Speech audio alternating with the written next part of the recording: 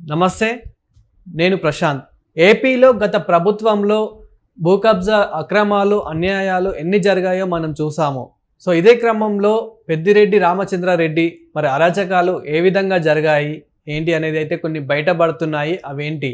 So దీని గురించి అయితే మాట్లాడేందుకు ప్రస్తుతం మనతో పాటు సీనియర్ జర్నలిస్ట్ దుర్గా కుమార్ గారు ఉన్నారు. నమస్తే అండి. నమస్తే ప్రశాంత్, మన వీక్షకులు కూడా నమస్తే సార్. గత ప్రభుత్వంలో చాలా భూ కబ్జా అక్రమాలు, అన్యాయాలు జరిగాయని చెప్పేసి అయితే మనం చూస్తూ ఉన్నాము. ఇదే క్రమంలో పెద్దిరెడ్డి అరాచకాలు అని చెప్పేసి కూడా చాలా బయటపడుతున్నాయి. ఇంతకీ అవేంటి? ఇప్పుడు పెద్దిరెడ్డి అరాచకాలు అంటే ఫిర్యాదు చేస్తామంటే చేప నీళ్లు తాగింది సార్ అన్నట్టు ఉంటుంది. చేప నీళ్లు తాగటం అనేది నీళ్ళల్లో ఉన్న చేపకు అది విషయమా? అన్నోటిస్డ్ అంటే తెలియకుండానే జరుగుతాయి, అది జరగాలి చేపకి. అట్లాగే పెద్దిరెడ్డి రామచంద్రారెడ్డి గారు పెద్దారెడ్డి అయిపోయాడు చిత్తూరు జిల్లాకి. ఎలా అయ్యాడు? కేవలం ఇలాంటి భూ కబ్జాలు చేయటం. ఇప్పుడు మొన్న మధ్య మదనపల్లి సబ్ కలెక్టర్ ఆఫీస్లో రికార్డ్ రూమ్ తగలబడినప్పుడు కూడా ఆయన పేరే ప్రముఖంగా వినపడింది. ఆయన భూ కబ్జాలు చేసి అసైన్డ్ భూములకు సంబంధించిన రికార్డు లేకుండా చేయటం కోసం ఫైర్ యాక్సిడెంట్ చేశాడు అనేది కూడా తెలిసింది. ఈ మధ్య కాలంలో లేటెస్ట్గా బుగ్గ మఠానికి చెందిన భూములు, ఈయన తిరుపతిలో కూడా ఇల్లు ఉంది ఈయనకి. తిరుపతిలో మారుతి నగర్లో ఉంది ఈయన ఇల్లు. ఆ ఇంటికి ఆనుకుని బుగ్గ మఠానికి చెందినటువంటి భూములు ఒక 3.88 acres, అంటే దాదాపు 4 ఎకరాల భూమిని ఆయన ఆక్రమించేసుకున్నాడు. అది చాలా ఖరీదైన భూమి. ఆ ఖరీదైన భూమి విలువ దాదాపు 100 కోట్లు ఉంటుందని చెప్తున్నారు. ఆయన అందులో ఆఫీస్ కార్యాలయం కట్టేసుకున్నాడు, పార్కింగ్కి వాడుతున్నాడు, ఇంకా పశువులు వాటి మెయింటెనెన్స్కి వాడుతున్నాడు. దాంట్లోంచి ఒక సిమెంట్ రోడ్డు వేసి ఇంకొక రోడ్డు కలిపేశాడు. ఈయన ఇంట్లో నుంచి మఠం భూముల్లోకి గేట్ పెట్టేశాడు. అసలు ఇప్పుడు అది ఆయన ఇంటికి అది ఎక్స్టెన్షన్, దాని ఎక్స్టెన్షన్ లాగా ఉంది తప్ప అది వేరే భూమి అన్నట్టు లేదు. వీళ్ళ పూర్తి కబ్జాలోకి వచ్చేసింది. అయితే దానికి సంబంధించిన మఠానికి చెందిన ఈవో లెటర్ రాశాడు. ఈవో ఏమి ఎవాక్యుయేషన్ లెటర్, మీరు మా భూమి ఆక్రమించారు, మీరు వెంటనే అది ఖాళీ చేయమని. ఈయన దీని మీద హైకోర్టుకి వెళ్ళాడు. ఇలా నాకు ఆదేశాలు ఇచ్చారో ఆదేశాలను నిలుపుదల చేయాలి అని. ఆదేశాలు నిలుపుదల చేయాలి అంటే వీళ్ళు కూడా ఈ భూమి మాది అనేది వాళ్ళు ప్రూవ్ చేసుకోవాలి. అదేమీ లేకుండా నేను మాజీ మంత్రిని లేకపోతే పెద్ద లీడర్ని, తోపుని అన్నట్టుగా వెళ్తే న్యాయస్థానం ఎప్పుడైనా అడిగేది సాక్ష్యాధారాలు అడుగుతుంది. నువ్వు ఎంత తోపువో తర్వాత మాట. కానీ అక్కడ సాక్ష్యాధారాలు చూపించలేకపోయారు వీళ్ళ తరపు లాయరు. లేకపోతే మీకు స్టే అంటే ఆ ఉత్తర్వులను ఉపసంహరించము, వికెట్ చేయమన్నట్టే చెప్పేశారు. అయితే వికెట్ చేయడానికి సంబంధించి వీళ్ళు ఎవరు కూడా వెళ్ళి సర్వే చేసి రాళ్ళు పాతి వికెట్ చేయించడానికి రెవెన్యూ వాళ్ళు భయపడుతున్నారు. వాళ్ళకి ఏంటంటే ఆయన మాజీ మంత్రి, ఇప్పటికి కూడా చాలా పవర్ ఉంది ఆయనకి. జిల్లాలోనూ రాష్ట్రంలో కూడా ఎవరు వెళ్ళి ఫిజికల్గా అది వెళ్ళాలంటే వాళ్ళ ఇంట్లోకి కూడా వెళ్ళాలి సర్వే చేయడానికి. ఎందుకంటే 2 ఆనుకుని ఉన్నాయి కాబట్టి ముందు ఆయన ఇంటి గోడలు కరెక్ట్గా ఉన్నాయా లేదా, అక్కడి నుంచి ఈ భూమి ఎంత ఉంది అనేది కొలవాలి. కొలిస్తే వ్యక్తిగతంగా కక్ష పెట్టుకుని ఏదైనా తమలు చేస్తాడనే భయంతో, వాళ్ళకి ప్రాణహాని కూడా ఉంటుందన్న భయంతో ఎవరికి వాళ్ళు వెనక్కి వెళ్ళిపోతున్నారు. ఆ రకంగా వాటిని వాళ్ళ పూర్తి స్వాధీనంలోకి వెళ్ళిపోయింది. చాలా నేను చెప్పా కదా, ఖరీదైన ప్రదేశం ఇది, 100 కోట్లు. తర్వాత ఎప్పుడు వీళ్ళు సర్వే గురించి 2010 నుంచి ప్రయత్నిస్తున్నా కూడా ఎప్పుడు వెళ్ళాలని సర్వే అధికారులు ప్రయత్నిస్తున్నా ఈయన అనుచరగణం, రౌడీలను పెట్టి వాళ్ళని నిరోధిస్తున్నారు, వెళ్ళనివ్వటం లేదు. అట్లా ఎన్నిసార్లు వెళ్ళి కూడా పెద్దిరెడ్డి అనుచరులు పెట్టకపోవడంతో 17లో ఒక అటెంప్ట్, 18లోనూ ల్యాండ్ ప్రొటెక్షన్ సెల్ సర్వేయర్ వెళ్ళినా కూడా అదే పరిస్థితి ఎదురైంది. అట్లా 19-24 మధ్య అయితే అసలు అలా ముట్టుకునే పరిస్థితే లేదు. ఆయన మంత్రిగా ఉన్నాడు, వైఎస్ఆర్సీపీ ప్రభుత్వమే ఉంది, దాంతో అసలు సైలెంట్ అయిపోయారు.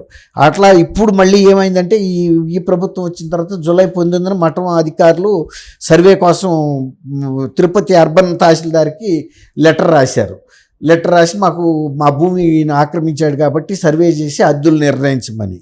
అయితే దానికి కూడా ఆయన స్పందించలేదు. తర్వాత మళ్ళీ ఇంకొక లెటర్ రాశారు, అయినా సర్వే జరగలేదు. మఠం భూములు చూసి నిర్ణయించి అనివార్యంగా పెద్దిరెడ్డి ఇంటి ఆవరణలోకి వెళ్ళటానికి మేము అంటే రేపు మమ్మల్ని ఏమన్నా చేస్తాడన్న దీంతో కూడా వాళ్ళు చాలా ఇదవుతున్నారు అనమాట. కాకపోతే వాళ్ళు ఏమంటున్నారంటే జిల్లా స్థాయి అధికారులు కనుక మమ్మల్ని ఆదేశిస్తే, అంటే కలెక్టర్ లెవెల్లో, జాయింట్ కలెక్టర్ లెవెల్లో కనుక ఆదేశిస్తే అప్పుడు మేము సర్వే కోసం వెళ్తానికి వీలు కలుగుతుంది అనే ఫీల్ ఉన్నారు వాళ్ళు. తర్వాత చాలా ఊళ్ళల్లో కూడా ఈ భూ ఆక్రమణలు జరిగినాయి అని తెలుస్తుంది. తిరుపతిలోని ముత్యాలరెడ్డిపల్లిలో 14.5 ఎకరాల అక్కడ వేశాలమ్మ గుడి వీధిలో 3.53 ఎకరాలు, మారుతీనగర్ చర్చ్ సమీపంలో, మారుతీనగర్ అంటే కాస్ట్లీ ఏరియా, 1.08 ఏకర్స్, ఇంకో సాట 2.3 ఏకర్స్, మల్లంగుంటలో 47 సెంట్లు, గోవిందరాజ స్వామి దక్షిణ మాడ వీధిలో 47, ఎంత కూడా ప్రైమ్ లొకేషన్స్ ఈ భూములు ఉన్నాయి. ముత్యాలరెడ్డిపల్లిలో కొన్ని ఆక్రమణకు గురైనాయి. అంటే ఇవన్నీ ఈయన చేశాడని కాదు, ఇవన్నీ కూడా మఠం భూములు కొన్ని ఎక్కడాళ్ళు అక్కడ ఆక్రమించారు. ఇక్కడ కూడా ఈయన 3.88 కానీ ఇంకా కొంతమంది కూడా ఆక్రమించారు ఈ భూముల్ని. ఈయన మంత్రిగా ఉండటం వలన ఈయనదేమో మరీ ఇంటికి ఆనుకుని ఉందే ఆక్రమించాడు ప్రైమ్. ఇంకా కూడా అక్కడ కొన్ని భూములు ఇతరులు కూడా ఆక్రమించారు, వాటి వెకేషన్ కూడా ప్రయత్నాలు చేస్తున్నారు. అట్లా అనమాట. కొన్నిసార్లు అయితే అసలు ఇల్లు కట్టేశారు ఈ మఠానికి చెందిన భూముల్లో. ఏంటి, మఠంలో గతంలో మఠాధిపతులు ఉండేవాళ్ళు, అయితే కొన్ని దశాబ్దాలుగా మఠాధిపతుల పరంపర ఆగిపోయింది. వాళ్ళ ప్లేస్లోకి వేరే వ్యక్తుల్ని నియమించారు. వీళ్ళని ఏంటంటే వాళ్ళలాగా అంత బాధ్యతగా ఉండరు వీళ్ళు, వీళ్ళని ఇది అంటారన్నమాట, మఠాధిపతులు కాకుండా వాళ్ళకి ఒక పేరుంది. అలాంటి వాళ్ళని నియమించేటప్పటికి దీన్ని అలుసుగా తీసుకున్నారు. అలుసుగా తీసుకుని ఎక్కడ అంటే కొన్ని 100 ఎకరాలు ఉన్నాయి ఈ బుగ్గ మఠానికి. మరి ఆ మఠాధిపతుల ఇది పరంపర ఆగటం, తర్వాత మహంతులు వచ్చారు. తర్వాత ఆ మహంతులు వీక్ అయిపోయారు ఈ గ్యాప్లో. అయ్యేటప్పటికి ఇంకేముందలే మహంతులు వీళ్ళు ఏం పట్టించుకోరు. ఒకప్పుడు ఇవన్నీ బందోబస్తుగా జరిగినాయి. ఇప్పుడు కూడా ఈవో ఉన్నాడు. ఈవో ఇప్పుడు వచ్చిన తర్వాత ఈయన కొంతవరకు దాన్ని లైన్లో పెట్టడానికి ప్రయత్నించాడు. అక్కడ ఒక టికెట్లు పెట్టడం, గుడి ఆదాయం పెంచడానికి. గుడి ఉంది, గుడి కూడా ఉంది ఇప్పటికి. కొంతవరకు జరిగింది. ఇంతలోకి ఆయన ట్రాన్స్ఫర్ అయ్యాడు. ఇప్పుడు మళ్ళీ కొత్త ఆయన వచ్చాడు. కొత్త ఆయన కూడా లెటర్ రాశాడు. అంటే గత ప్రభుత్వంలో ఇలాంటి భూ కబ్జాలు అక్రమాలు జరిగినప్పటికీ చాలా అంటే పోలీసుల ఇన్వాల్వ్మెంట్ కూడా ఇందులో ఉందంటారా? అంటే పోలీసులుగా ఇన్వాల్వ్మెంట్ అని కాదు. ఇప్పుడు పెద్దిరెడ్డి రామచంద్రారెడ్డి మీద రెవెన్యూ వాళ్ళు కానీ పోలీసులు కానీ ఎవరు కూడా వెళ్ళలేరు. పెద్దిరెడ్డి రామచంద్రారెడ్డి కొన్ని 100 ఎకరాల అటవీ భూములు ఆక్రమించాడని ఆరోపణలు ఉన్నాయి. వాళ్ళ అబ్బాయి మిథున్ రెడ్డి కూడా సవాల్ చేస్తున్నాడు, మా మీద ఆరోపణలు చేస్తున్నారు కానీ రుజువు చేయలేకపోతున్నారని. రెడ్ శాండిల్ స్మగ్లింగ్స్ ఉన్నాయి.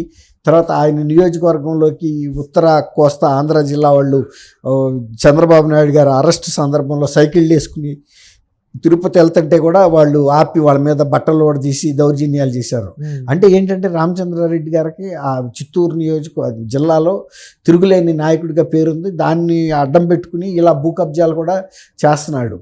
ఇప్పుడు వాళ్ళ మిసెస్ స్వర్ణలత పేరు మీద కూడా ట్రాన్స్ఫర్ కూడా చేశారు కొన్ని చెరువు భూములు. పెద్ద చెరువు అని అక్కడే తిరుపతి దగ్గరలో ఒక ఊరు దగ్గర 7.5 ఎకరాలు.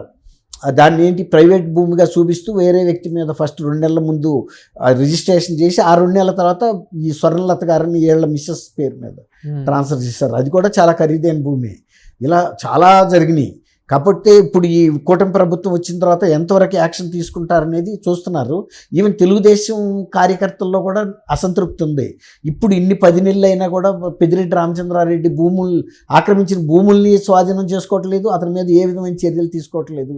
ఎందుకు తీసుకోవట్లేదు? ఇప్పటికీ పెద్దిరెడ్డి రామచంద్రారెడ్డి ఇదే జరుగుతుంది, అంటే పెత్తనమే జరుగుతుంది. మొన్న రామకృష్ణ నాయుడు అనే ఒక తెలుగుదేశం కార్యకర్త చంపిన వ్యక్తి కూడా ఇతను అనుచరుడే అని చెబుతున్నారు, వెంకటరమణ. అట్లా ఇప్పటికీ ఆయన అవా తగ్గల. అదే ఇప్పుడు తెలుగుదేశం కార్యకర్తల్లో కూడా చాలా మందికి అసంతృప్తిగా ఉంది. ప్రభుత్వం ఎందుకు సందేహిస్తుంది చర్యలు తీసుకోకుండా? ఇలాంటి వాళ్ళని ఉక్కుపాదంతో అణిచేసి భూములు తీసేసుకున్నప్పుడే ఒక గుణపాఠం చెప్పినట్టుగా ఉంటుంది అనేది ప్రజల్లో భావన. Thank you sir. Thank you Prashanth వీక్షకులు.